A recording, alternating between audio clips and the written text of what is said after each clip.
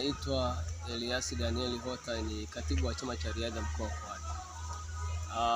Mashindano haya ya riadha ya taifa ambayo yanafanyika hapa Filbert Bayi kwa siku 2 mfululizo. Kama mwenyeji wa mashindano haya mkoa wa Pwani, sisi tumejipanga.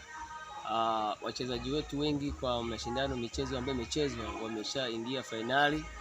Kwa hiyo zile hits za mita 100, 200, wanawake pamoja na wanaume wote wameingia fainali. Kwa hiyo tunasubiri mchujo kesho hizo fainali zipigwe, alafu tutaona matokeo, lakini mpaka sasa tuko vizuri, na kwa kuwa bado kuna events mbele, kuna kesho.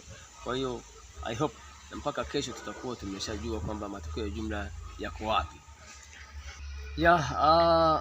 Changamoto hamna, kwa kuwa jukumu lile la kufundisha tulikabidhi kwa makocha, na makocha ambao wapo wakina kocha Ali, yupo na kocha Mbugi ambao ndio wanaendelea nao.